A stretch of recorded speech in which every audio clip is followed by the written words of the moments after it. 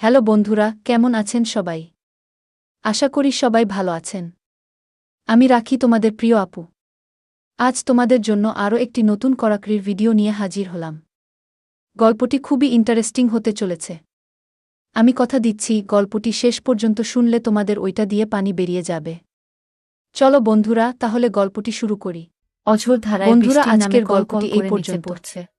গল্পটি বৃষ্টির ভালো সাথে লাগলে একটি মানুষের লাইক ও অনেক চ্যানেলটি মহব্বত আছে। সাবস্ক্রাইব করে দেবেন। একটি আকর্ষণ দেখা আছে। হচ্ছে পরে ভিডিওতে। ভালো গম্ভীর থাকবেন হয়ে যায় সবাই। মন, প্রেমিক প্রেমিকার মন চুয়ে যায় অজানা এক আকর্ষণীয় লোভাতুর চাওয়ায়। আমি 23 বছর বয়সের যুবক। আমার আজ মনটা কেমন করছে। বারান্দায় বসে বসে নিতর দেহে বৃষ্টির খেলা দেখছি। মন জুড়ে চিনচিন করছে। বড়ই একা লাগছে। কিছু একটা আমার নেই। আমার কিছু একটা চাই। ভাইয়া, কি করছিস? আমি হম্বিতম্বি করে চেয়ে দেখি আকাশি নীল টি শার্ট পরে আমার গা ঘেঁষে দাঁড়িয়ে আছে আমার ছোট বোন কান্তা। আমি মুখ তুলে বলে বসে আছি। বৃষ্টি দেখছি। তা আমি দেখছি ভাইয়া, কিন্তু তোমাকে খুব বিষণ্ণতা, একাকিত্বের ভেতর ডুবে থাকা মনে হচ্ছে। তোমাকে আমি অনেকবার বলেছি, জলি আপার আহ্বানে সাড়া দাও। জলি আপা তোমার জন্য পাগল। দুইজনে বসে বৃষ্টির খেলা দেখতে খুব মজা পাবে। কান্তা আমার 2 বছরের ছোট। ভীষণ চটপটে হাসিখুশি মেয়ে। পাতলা গড়নের লিকলিকে শরীর। যেমন সুন্দরী তেমন লেখাপড়াতেও খুব ভালো।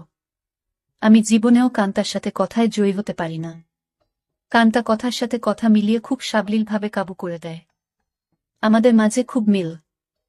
ভাই বোনের সম্পর্ক হলেও তুই তুকারি সম্পর্ক।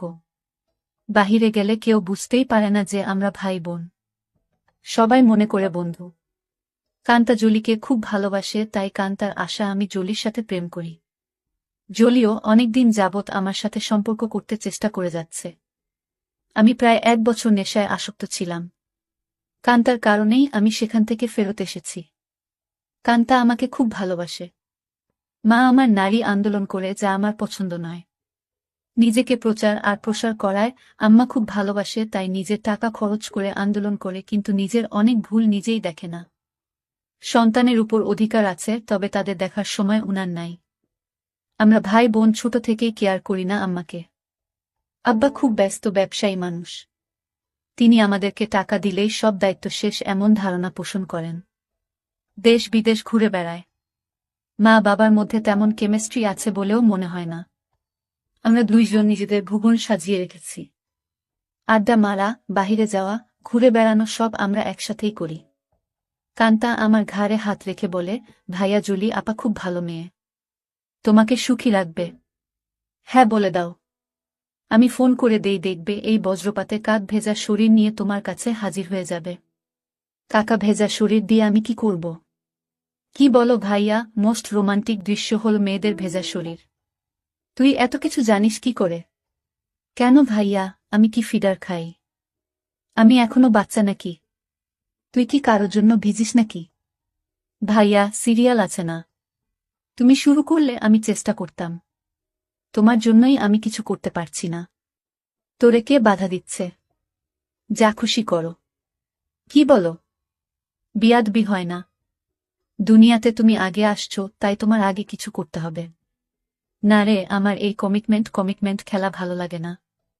মা বাবার আচরণ দেখে এই খেলার প্রতি মন নেই। ভাইয়া, সেটা তাদের ব্যাপার। তাই বলে কি আমরা সেটা দেখে এখন নিজেদের কষ্ট দেব? ওদের মাঝে ভালোবাসা ছিল, আর সেটার প্রমাণ তুমি আর আমি। বাবা গরিব ছিল, তাই টাকার অভাব দূর করতেই টাকার প্রতি আগ্রহ বেশি। আম্মা আব্বার জন্য ঠিক নয়। তাই বলে কি আমরা ভুল করব? এত কিছু ভাবিস কি করে? তোর কেউ থাকলে বলো, বিয়ে দিয়ে দেই। ভাইয়া, আমি তোমার চিন্তা করি। তুমি এত হ্যান্ডসাম একজন মানুষ, আর তোমার গার্লফ্রেন্ড নাই। কি করে হয়? তোমার দিকে সব মেয়ে চেয়ে থাকে হা করে, তুমি কি জান? তাই তুই কি এই সব দেখে বেড়াস নাকি? আমি হয়তোবা দেখতে ফানি কার্টুন, তাই সবাই দেখে। না ভাইয়া, তুমি ফানি না, তুমি তাদের কাছে হানি। ওরা তোমায় দেখে দেখে গিলে খায়। যা কি বলছিস? ভাইয়া, তুমি আসলেই খুব হ্যান্ডসাম, কিন্তু সেই ফিগারটাকে কাজে লাগাচ্ছ না। ইচ্ছা করলে অনেক মজা করতে পারো। কি করে? একটু এফোর্ট দাও, দেখবে প্রতিদিন তুমি বেড ডেটিং করতে পারবে। তুই কি করছিস নাকি এসব? আমি কোথায় পাব? কেউ আমাকে পছন্দ করে না। সবসময় তোমার সাথেই থাকি। অপরিচিত সবাই মনে করে তুমি আমার বয়ফ্রেন্ড।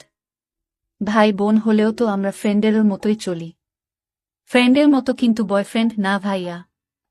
তবে তুমি আমার ভাইয়া না হলে জোর করে হলেও তোমাকে বয়ফ্রেন্ড বানিয়ে নিতাম। যে কোনো মেয়ে তোমার জন্য পাগল হবে ভাইয়া, বলে আমার পেছন থেকে আমার গলা পেঁচিয়ে ধরে। আমি বাধা না দিয়ে বসে থাকি। আর কান্তা আমার বুকে হাত বুলিয়ে দিয়ে বলছে, জলি আপা তোমার এই সুটাম দেহের পাগল ভাইয়া। হাত বাড়িয়ে দাও, এনজয় করো। কান্তার হাত যেন থামছেই না। আমার শরীরে তৈরি হচ্ছে এক ধরনের কেমিস্ট্রি। চোখ বন্ধ হয়ে আসছে আরামে। আমি হাত ধরে ছাড়ানোর চেষ্টা করে বলি, কিরে তোর কি হয়েছে? তুই কি জলি হয়ে গেছিস নাকি? যেভাবে হাত দিচ্ছিস যেন তুই নিজেই জলি। কেন ভাইয়া, আমাকে কি জলি আপা মনে হচ্ছে? আমি তো জলি আপারও মতো না। কে বলছে তুই অনেক সুন্দরী? কে আছে তোর মতো এত সুন্দর? আমি যদি তোমার বোন না হতাম তুমি কি আমার সাথে প্রেম করতে? অবশ্যই করতাম। তোর মতো রূপবতী রাজকন্যা পাওয়া ভাগ্যের ব্যাপারও। কান্তা চট করে আমার সামনে এসে বসে আমার দুই পায়ের ফাঁকে আমার দিকে চেয়ে থেকে বলে, ধন্যবাদ ভাইয়া, তোমার কাছ থেকে কমপ্লিমেন্ট পেয়ে আমি অনেক খুশি। You deserve a kiss from me. বলেই দিয়ে দেয় আমি কিছু বোঝার আগেই। কি করছিস কান্তা? কেন ভাইয়া, ভালো লাগেনি? ভাই বোনে লিপ টু লিপ দেয় নাকি? কুইক হয়।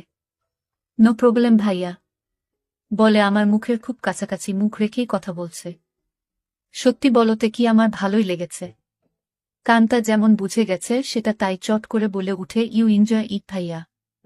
আমার দিকে চেয়ে বলে, সরি ভাইয়া। উঠে দাঁড়িয়ে রুমে চলে যায়। আমি সেখানে বসে থাকি অনেকক্ষণ। কাজের মেয়ে ডাকে সাড়া দিয়ে খাবার খেতে যাই। কান্তা আজ খাবে না, তাই আমি একাই খেয়ে রুমে গিয়ে ঘুমিয়ে যাই। কান্তার সাথে আমার দেখা হয় না আজ 2 দিন। লজ্জায় আমিও দেখা করার ইচ্ছা করিনি, কিন্তু আজ আমাদের নানিকে দেখতে যাওয়ার কথা এবং খালাতো ভাইয়ের বিয়ের ব্যাপারে আমাদের অনুষ্ঠানের পরিকল্পনা নিয়ে সকল আত্মীয়স্বজন নিয়ে মিটিং আছে সন্ধ্যায় খালার বাসায়। কান্তার মোবাইলে টেক্সট দিয়ে আমাকে জানিয়ে রেখে বলে সে খালার বাসায় চলে যাবে, যেন আমি মিস না করি, কিন্তু নানির বাসায় সে যাবে না। আমি নানির বাসা থেকে খালার বাসায় গিয়ে দেখি সবাই বসে আছে। আমাদের মিটিং শেষ করে রাত 12। একটা হোভার ডেকে বাসায় আসি। প্রায় সবাই গাড়ি নিয়েছিল, কিন্তু কান্তা কারো লিফট নিতে নারাজ। বাসায় এসে যার যার রুমে চলে যাই। আম্মা জানতে চাইল মিটিং কেমন হলো এবং আমরা কি করব। আমরা দুইজনই কালকে বলবো বলে বিদায় নিই। আম্মা শুধু বলল, আগামীকাল আমরা কক্সবাজার যাব, তোরা কি যেতে চাস নাকি? আমি বললাম না। কান্তা জবাব না দিয়ে চলে যায়। আব্বা আম্মা দুপুরের ফ্লাইটে কক্সবাজার চলে গেলে আমি আর কান্তা বাসায় বসে আছি। তখন কান্তা বলে, ভাইয়া চলো আজ আমরা বাহিরে ডিনার করি। আমি রাজি হতেই কান্তা ধন্যবাদ দিয়ে কাজের মেয়েকে বলে, আমরা রাতে খাবো না আজ। তুই ইচ্ছা করলে ছুটি নিতে পারিস। কালকেও আমরা থাকব না। আমাদের আগেই কাজের মেয়ে চলে যায় তার স্বামীর বাসায়। আমরা বিকালে বাহির হই ডিনারের জন্য। কান্তা ইচ্ছা করে খুব সুন্দর একটা ড্রেস পরে। দেখতে খুব সুন্দর লাগছিল। ড্রেস দেখে কেউ বলবে না আমি তার ভাই। ভাইয়ের সাথে ডিনার করতে যাচ্ছে। কান্তার চেয়ে থাকা যেন আমার ভালো লাগছে না। কি যেন সে বলতে চায়। কি যেন লুকিয়ে আছে কান্তার ভেতরে। ভাইয়া তুই আমার প্রতি রেগে আছিস। সেটা কিন্তু একটা ফান ছিল। কেমন করে যেন একটু বেশি হয়ে গেল, তাই না? সরি ভাইয়া, বাদ দে সেই কথা। আমরা তো ভাই বোন, কিন্তু বন্ধু বটে। আমরা ডিনার করে রাত 10টায় আমরা বাসায় চলে আসি। কান্তা ড্রেস চেঞ্জ করে নিচে টিভি দেখতে আসলে দেখে আমি বসে আছি। ভাইয়া চেঞ্জ করে আস, মুভি দেখব। আগামীকাল কয়েকজনকে ডেকে নিয়ে পার্টি দেব। কি বলো? বেশি না, তুই যাকে ইচ্ছা বলে দিস আসতে। আমি রাজি। যেন ওসব জিনিস না আনে। আমি একটা শর্ট পরে নিচে এসে একটা হিন্দি মুভি দেখছি। কান্তাও শর্ট পরা। মা বাবা না থাকলে আমরা প্রায় সময়ই তা পড়ি। অনেকক্ষণ কান্তা কোনো কথাই বলেনি। অন্য সময় মুভি পছন্দ না হলে বা সাউন্ড বেশি কম নিয়ে ঝগড়া করে। আমি প্রথম কথা বলি, কিরে কান্তা কফি খাবি? দাঁড়াও ভাইয়া, আমি বানিয়ে নিয়ে আসি। বলে কিচেনে চলে যায় এবং কেটলিতে পানির সুইচটা দিয়ে অপেক্ষা করে। আমিও গিয়ে পাশে দাঁড়াই আর বলি, তোর মন খারাপ নাকি? কিছু তো বল। না ভাইয়া, আমার সেই ভুলের জন্য খারাপ লাগছে। কি যে বলিস, কি হয়েছে? আমি কিছু মনে করি নাই। ভালোই লেগেছে। ভালোই লেগেছে কথাটা বললাম কারণ কানটা যেন সহজ হয় একটু। তোমার ভালো লেগেছে? তা আমি তখনই বুঝেছিলাম। কফি নিয়ে আমরা সোফায় পাশাপাশি বসে টিভি দেখছি। কান্তা আমার গাড়ে মাথা রেখে বলে, ভাইয়ে তুমি আম্মা আব্বাকে বলে আমাকে বিয়ে দিয়ে দাও। এত তাড়াতাড়ি বিয়ে করতে চাস কেন? আমি, না ভাইয়া, তুমিও করো। আমাদের তো আর লেখাপড়া করে চাকরি করতে হবে না। তাহলে এনজয় করি। কি বলো? দেখলে না তুমি আমার সাথেই কি মজা পাইলে। ভাবি হলে তো আরো পেতে নাকি? কেন? ভাবির কি দুইটা মুখ? আলাদা মজা লাগতো। আরে না ভাইয়া, মুখ একটা, জিহবা একটা ছাড়াও মজা লাগার আরো জায়গা আছে। আর সেদিন তুমি আমাকেই ভাবি মনে করে তোমার হাত অন্য জায়গারও খুঁজেছিল। কান্তা আমার কুলে মাথা রেখে বুক চেতিয়ে শুয়ে পড়ে। বলছি, জলি আপাকে কালকে ডাক দাও আর ইচ্ছে মতো হাতাও। অনেক বড় বড় আছে জলি আপারগুলো। আমার এত বড় দরকার নাই। ছোটই ভালো। ছোট ভালো বলে আমার গুলির দিকে কুনজরে দেখছো কেন? কি বলছিস? আমি কুনজরে দেখছি তা তুই কি করে বুঝলি? ভাইয়া আমার মাথার নিচের থেকে সংকেত দিচ্ছে। আমি টের পাচ্ছি বলেই হা হা করে হেসে উঠে বসে আর বলে, ভাইয়া আমি এখন জলি আপাকে ফোন দেই। এই ধূপসি মোটা জলি আমার লাগবে না। তোমার কি আমার মতো শুকনা কাঠ পছন্দ? তবে জলি আপা কিন্তু এক্সপার্ট। শুনেছি খুব আনন্দ দেয়। আমাকে অনেক কিছু শিখিয়েছে বলে আমার চোখে চোখ রেখে কেমন একটা ইশারা দেয়। আর বলে, তুমি কিন্তু আমার বুকে হাত দিয়েছিলে ভাইয়া সেদিন। কি করছিস কান্তা? তোর কি লজ্জা নাই?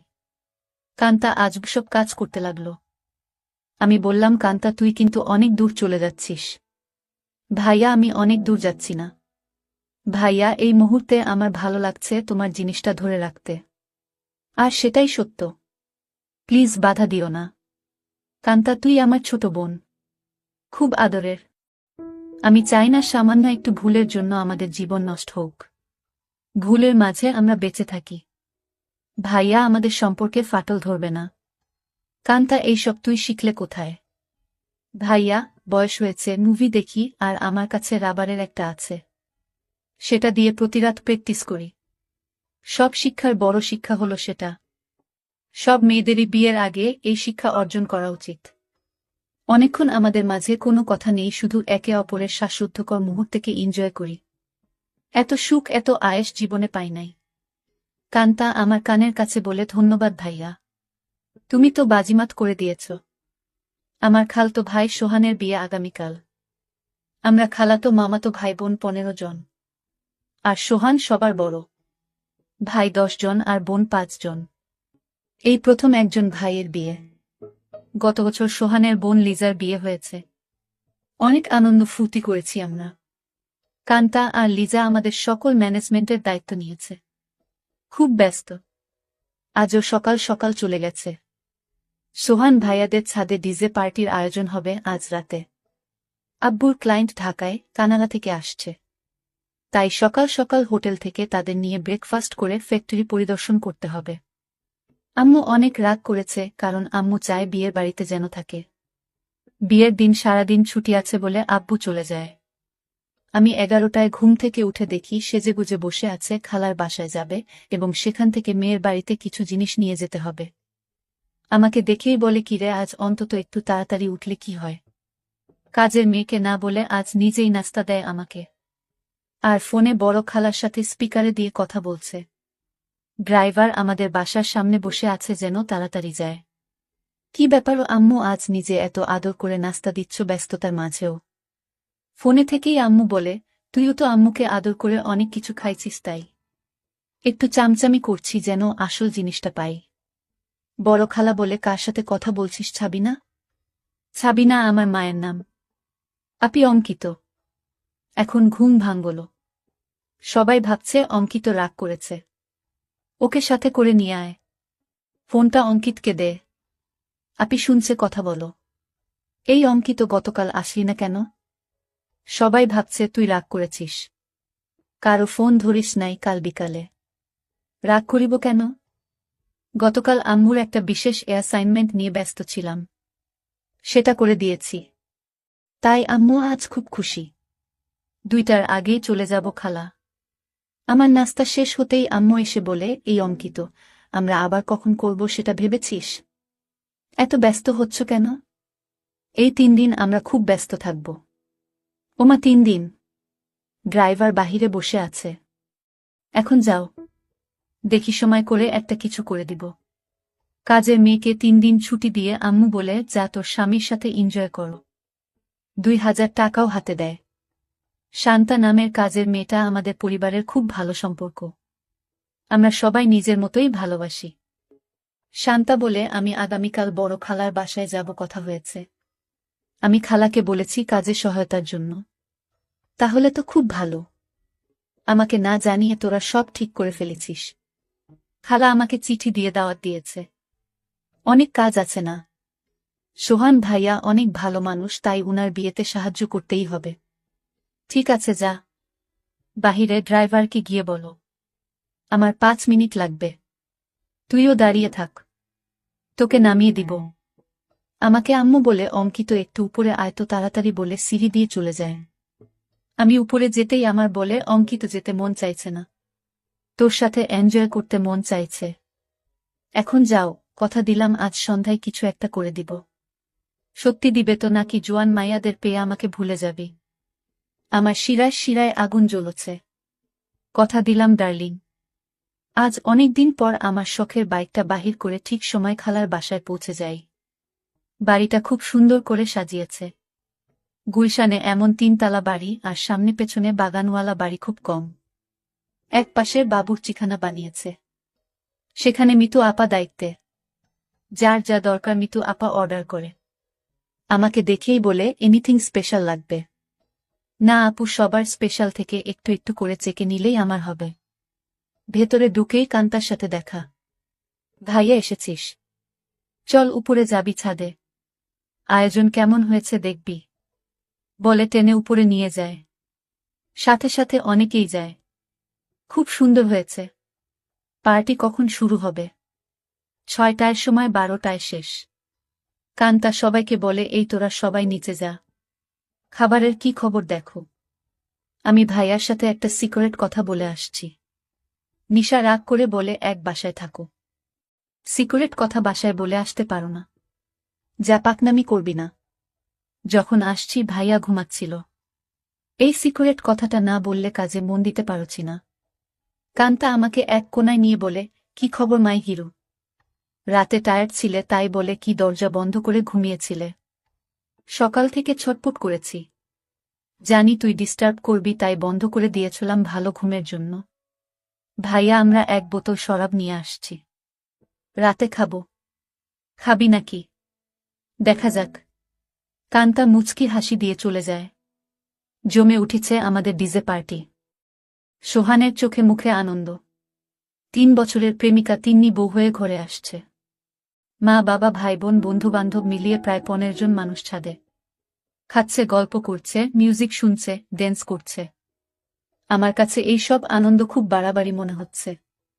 অযথা টাকা পয়সা নষ্ট।